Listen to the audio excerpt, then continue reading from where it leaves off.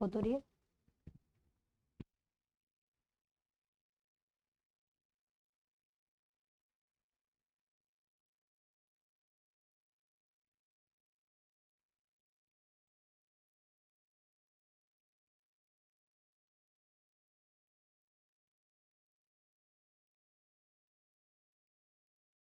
Hello.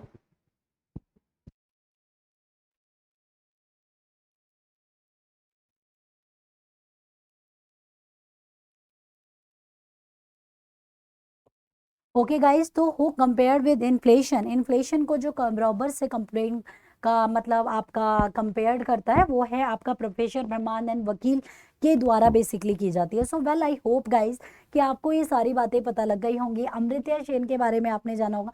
Economics में जब आप पीजीटी की तैयारी करते हैं ना, तो वहां पर एक्चुअली क्या पूछा जा रहा है, वहां पे एक्चुअली ये पूछा जा रहा है कि जितनी भी आपकी थ्योरीज हैं, यानी कि जो थ्योरीज ऑफ इकोनॉमिक्स है वो भी आपको पता होने चाहिए। तो बिल्कुल टेंशन लेनी नहीं है यार, हम थ्योरीज ऑफ इकोनॉमिक्स लेके आ गए हैं आप लोगों के पास बहुत ही जल्द से जल्द। ठीक है, सो वेल आई थिंक बिल्कुल टेंशन लेने की कोई जरूरत है ही नहीं। अगला आता है एक्सप्लेन, भी यहाँ पे करा रहा है डॉक्टर आपका प्रोफेसर ब्रह्मानंद, बेसिकली यहाँ पे करा हुआ है आपका प्रोफेसर ब्रह्मानंद वकील ने महंगाई की तुलना लुटेरों से की थी। अगला क्वेश्चन आता है who wrote the book how to pay for money, मतलब ये किताब किसने लिखी है, how to pay for money. ठीक है, तो किसके द्वारा लिखी है, Amartya Sen, Adam Smith, Karl Marx या फिर आपका किन्स। ठीक है, तो ये बेसिकली आपका किसके द्वारा लिखी गई है ये आपको बताना है। ठीक है गाइस, तो आपका Amartya Sen, Adam Smith, Karl Marx. Adam Smith की एक बुक है wealth of nation, wealth of nation, wealth of nation जो लिखी है आपका, वो लिखी है एडम स्मिथ ने। ठीक है, Adam Smith you can say आपका, आप इन्हें फादर ऑफ इकोनॉमिक्स भी कहते हैं। अगर बात करूं मैं प्रिंसिपल ऑफ इकोनॉमिक्स किसने दिए हैं, इकोनॉमिक्स के जो प्रिंसिपल्स होते हैं वो किसके द्वारा दिए गए हैं, प्रिंसिपल ऑफ इकोनॉमिक्स। तो वो बेसिकली बच्चों याद रखिएगा, प्रिंसिपल्स ऑफ इकोनॉमिक्स जो दिए गए हैं वो आपका एल्फ्रेड मार्शल, एल्फ्रेड मार्शल के द्वारा बेसिकली दिए गए हैं।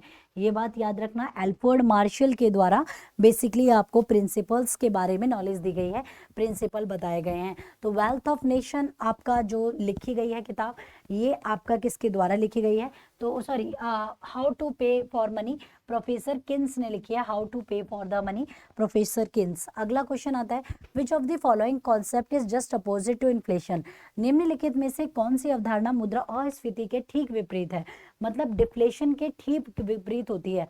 क्या होता है डिफ्लेशन, डिफ्लेशन का मतलब होता है बेटा when the flow of money, जो आपका फ्लो ऑफ मनी है जब वो गिर जाती है, यानी कि फ्लो ऑफ मनी डिक्रीज हो गई, फ्लो ऑफ मनी के डिक्रीज होने की वजह से डिमांड गिर जाती है, डिमांड कम हो जाती है, और डिमांड के गिरने की वजह से general level of price decrease हो जाता है। इसी को मैं डिफ्लेशन कहती हूँ, इसको मैं क्या कहती हूँ, इस टर्म को मैं डिफ्लेशन यूज करती हूँ। और जब जनरल लेवल ऑफ प्राइस आपका गिर जाएगा तो दैट इज आर डिफ्लेशन, इसको मैं क्या कहूंगी, डिफ्लेशन कहूंगी। ठीक है, तो हम इस टर्म को डिफ्लेशन कहते हैं। अब इसका जस्ट अपोजिट क्या हो जाएगा, इसका जस्ट अपोजिट हो जाता है जब फ्लो ऑफ मनी, याद रखिएगा जो फ्लो ऑफ मनी है वो बढ़ जाती है, मनी के बढ़ने की वजह से डिमांड बढ़ जाती है, और डिमांड के बढ़ने की वजह से प्राइस बढ़ जाती है, और जब प्राइस बढ़ जाती है this term is called inflation. Okay, इस टर्म को हम क्या कहेंगे, इस टर्म को हम बेसिकली इन्फ्लेशन, इन्फ्लेशन कहेंगे। क्या कहेंगे हम इस टर्म को, इसको हम इन्फ्लेशन कहेंगे। ठीक है, तो हम इस टर्म को इन्फ्लेशन कहते हैं। तो स्टैगफ्लेशन तो बिल्कुल भी नहीं होगा, इन्फ्लेशन ये ही करेक्ट आंसर है। रिसेशन भी आपका, रिसेशन और डिफ्लेशन में क्या अंतर होता है, डिफ्लेशन में चीजें गिरती हैं पर वो सही की जा सकती हैं, और जो आपका रिसेशन होता है वहां पे वो जीरो पे आके रुक जाती हैं, उसको रिकवर करना बहुत ज्यादा मुश्किल हो जाता है। तो रिसेशन एक्चुअली नहीं होगा, डिस्फ्लेशन उसके नीचे की नेगेटिव कंडीशन होती है। तो correct answer is B. Okay, which of the following measures is adopted to reduce inflation, मुद्रास्फीति को कम करने के लिए निम्नलिखित में से कौन सा उपाय अपनाया जाता है। मतलब अगर आप मुद्रास्फीति को जल्दी से कम करना चाहते हैं तो आप कौन सा उपाय अपनाती है सरकार, आरबीआई अपनाती है, सिंपल सी बात है। क्योंकि गाइस जो मॉनेटरी पॉलिसी होती है ना, मनी से रिलेटेड पॉलिसीज जो होती हैं जिसे आप मॉनेटरी पॉलिसीज कहते हैं, ये control by the RBI, completely इसे आरबीआई के द्वारा ही कंट्रोल की जाती है मॉनेटरी पॉलिसीज। ठीक है, all monetary policies is control by the RBI, reserve bank of India. तो ये रिजर्व बैंक ऑफ इंडिया इसको क्या करती है, कंट्रोल करती है। किसके थ्रू करती है, वो मॉनेटरी पॉलिसी कमेटी बनाती है। क्या करती है वो, मॉनेटरी पॉलिसी कमेटी बनाएगी, जिसके अंदर टोटल नंबर ऑफ मेंबर 6 होते हैं। 3 from government of India, 3 government of India से, एंड 3 फ्रॉम आरबीआई, 3 हमारे आरबीआई से होंगे। ठीक है, तो 3 from the government of India, 3 from the RBI, तो 3 आपके। ठीक है, तो यहाँ पे आते हैं रिडक्शन इन बैंक रेट, मतलब बैंक रेट में अगर आपका रिडक्शन हो जाती है, reduction in repo rate, repo दर में रिडक्शन होती है। Increase in government expenditure, increase in government expenditure, ये तो गवर्नमेंट का काम है, आरबीआई का काम ही नहीं है।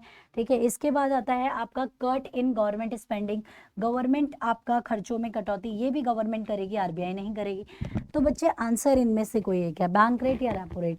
तो गाइस हम बैंक रेट या रेपो रेट एक्चुअली किसको कहते हैं, देखिए जब भी किसी कमर्शियल बैंक को, एनी कमर्शियल बैंक को पैसे की जरूरत होती है, यानी कि लोन की जरूरत होती है, तो वो किससे मांगती है, आरबीआई से, रिजर्व बैंक ऑफ इंडिया से मांगेगी। ठीक है, उसे पैसे की जरूरत है, वो आरबीआई के पास जाएगी, रिजर्व बैंक ऑफ इंडिया से मांगेगी।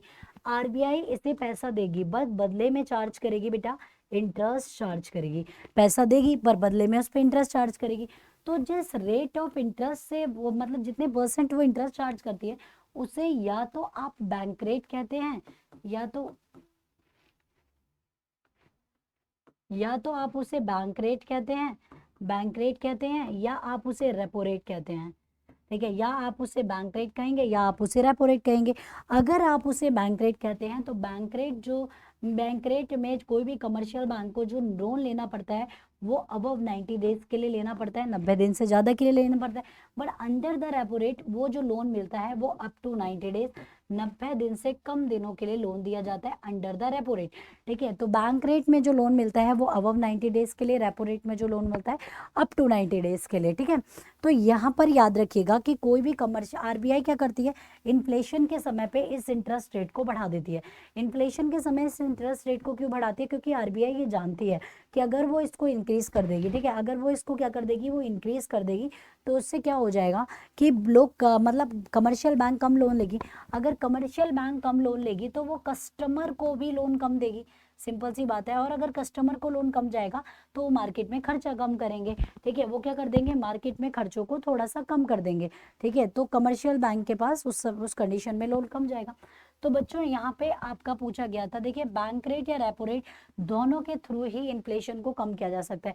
पर आरबीआई की अगर मैं बात करूँ, आरबीआई को बोला जाए कि आप बैंक रेट को कम करोगे या रेपो रेट को, तो आरबीआई कहेगी कि मैं बैंक रेट को कम नहीं करूंगी, मैं रेपो रेट को कम करूंगी। क्यों रेपो रेट आरबीआई चुनती है, रेपो रेट आरबीआई इसलिए चुनती है क्योंकि आरबीआई ये जानती है कि अगर रेपो रेट को वो चुनेगी, देखिए अगर वो रेपो रेट को चुनती है तो उस कंडीशन में आपका क्या हो जाएगा, अगर आरबीआई बैंक रेट को चुनेगी, ठीक है, तो क्या होगा, अगर उसने बैंक रेट चुन लिया तो दिक्कत है ना भैया। वो क्या चुनेगी, वो रेपो रेट चुनेगी, रेपो दर को चुनेगी। क्योंकि रेपो दर के चुनने से उसका क्या हो जाएगा, अगर वो रेपो दर को चुनती है तो उस कंडीशन में वो छोटा लोन है, छोटे समय का लोन है। तो देखिए बड़ी चीज़ों को मैनेज करना कठिन होता है एज कम्पेयर टू द छोटी चीज़ें। तो छोटी चीज़ों को कंपेयर करना उतना कठिन नहीं होता, तो इसीलिए आरबीआई आपका रिडक्शन करेगी रेपो रेट में। ठीक है, तो वेल आई होप कि आपको मेरी बात समझ।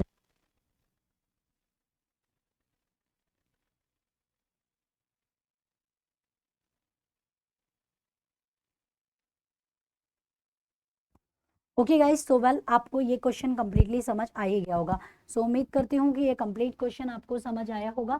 ठीक है, तो ये कंप्लीटली आपको क्वेश्चन क्लियरली समझ आ गया होगा। सो वेल आई होप कि आपको मेरी बात क्लियर हो गई होगी। ओके गाइस, तो चलिए स्टार्ट करेंगे। ठीक है, तो चलिए अभी आपसे हम लोग विदा लेते हैं और आपसे मिलेंगे अगली क्लास में। Thank you so much guys.